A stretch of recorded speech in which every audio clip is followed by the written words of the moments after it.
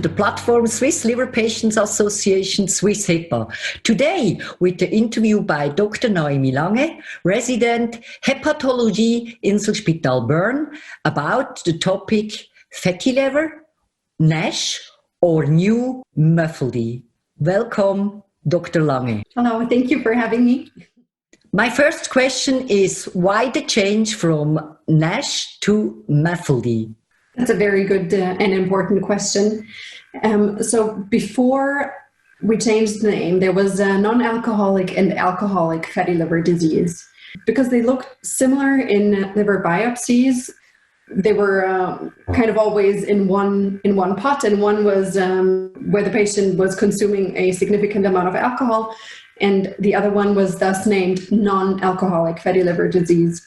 Now, a couple of years later, we understand much better the reasons for this non-alcoholic fatty liver disease.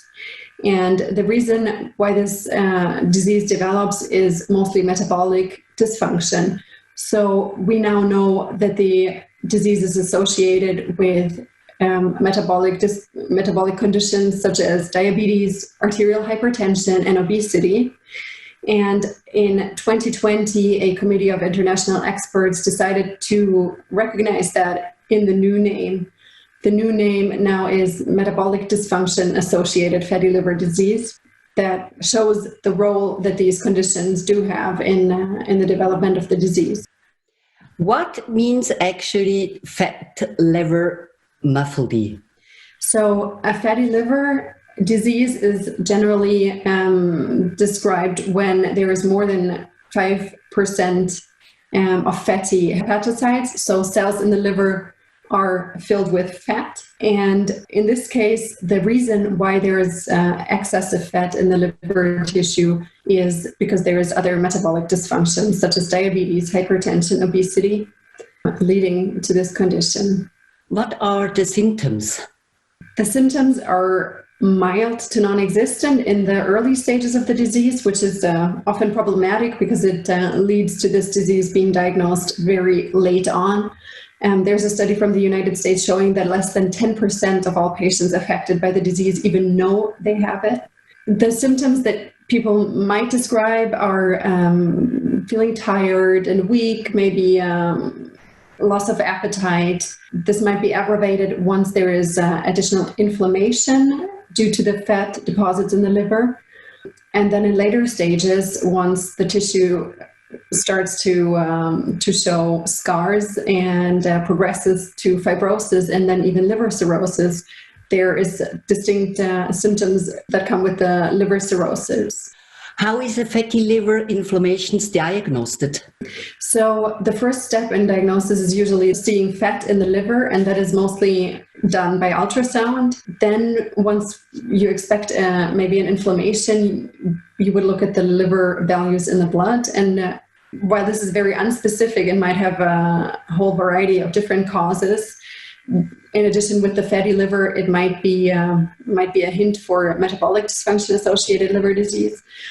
However, we need a thorough history from the patient to really exclude any other causes, and usually we would perform a liver-specific ultrasound examination with elastography, measuring the stiffness of the liver, and this could then either mean that there is inflammation or progressive scarring in the liver. How is a fatty liver treated? At the moment, there is no medication that is on the market to treat that disease specifically. However, there is multiple studies, so we're hoping that maybe in the next 2 to 5 years, there will be something available for our patients as a pharmaceutical therapy. At the moment, however, we do have therapies that do work and lifestyle changes. So we know that losing 7 to 10% of body weight for obese individuals and 3 to 5% in non-obese individuals will ameliorate this disease. These weight changes can be accomplished by changing to a more healthy diet and increasing physical exercise and activity. So that is at the moment our top choice for therapy. That helps. Who is at risk? basically everyone is at risk of developing a fatty liver disease, mostly people who live a sedentary lifestyle and people with after middle age and women in menopause. However, there's increasing data that also children might be affected. In a study from the United States recently, it was shown that about every fifth child or adolescent was affected by fatty liver disease. Then people, of course, with comorbid conditions such as arterial hypertension, diabetes, and obesity are most at risk of developing fatty liver disease. So actually, is it the lifestyle? Lifestyle does contribute. However, there's factors that are genetic, etc. So we don't really know which patients will develop fatty liver disease with sedentary lifestyle. And then it also means that we cannot say that every patient with fatty liver disease does lead a sedentary lifestyle and doesn't eat unhealthy, because that's not true. There's many factors to this disease, and we haven't fully understood all of them yet. So that means actually a specialist has to be more careful about the diagnostic. Yes, I think it's a challenging disease to diagnose from the specialists, because as we know from the history of the disease, it is often closely associated with alcohol, which is not the case for the vast majority of the patients. It's not alcohol causing this disease. It's a whole package of metabolic diseases, and alcohol might harm additionally, but it's probably not the main cause at all. Mm-hmm. So we need to be very careful when diagnosing this disease, and we need to be very vigilant and take a good history, take good physical exams for our patients. Yeah, that's very important. Now, how common is a fatty liver? It is very common. At the moment, estimates say that about every fourth person in Switzerland and Germany is affected by fatty liver disease. And amongst risk populations, such as patients with diabetes, these numbers increase rapidly. So over 60% of patients with diabetes do also have a fatty liver disease. So it's at the moment, it's the most common common cause for liver transplantation, or will be the most common cause for liver transplantation shortly. So it's actually very important that we have studies. Yes, it's crucial that we have studies, because, as I said, we haven't had this disease, or we don't know about this disease for a long time. So we need much more information on the progression, on the treatment, and which therapies or lifestyle modifications are actually the most efficient. Therefore, it is really crucial to managing this disease in the next couple of decades, that we have more studies and more data. So we have actually to encourage the patient to make a good package with the doctors and the pharma industry. So we need everybody, and we need each other to help and to make a better life. As they said at an international congress the other day, treating NAFLD is a team sport, and I think it is.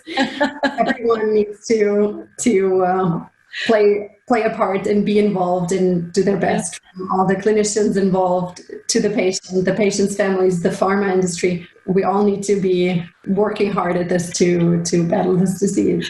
This sounds good to me. Is there any further information for a fatty liver patient in Switzerland or in the world? There is a lot of information online. There is the European Society for the Study of the Liver offers some resources, and also for Switzerland, our foundation, the Swiss NASH Foundation, will offer some more information in the future. We have a website. We're on Facebook and also on Twitter. And you're welcome to always contact us directly if you have any questions or concerns. We're happy to... Sounds good. That is good. For my last question, do you have any advice or recommendations for patients with fatty liver?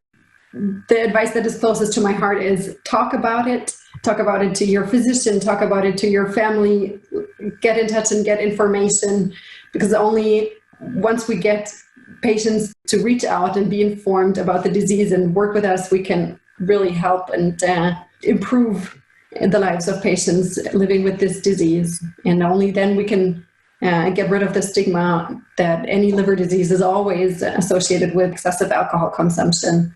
We need to talk more and get in touch. Many thanks to Dr. Lange for the understandable and helpful interview, which can be an additional important source of information for those affected. Thank you very much. Thank you so much for having me. It was a pleasure. Goodbye. Goodbye.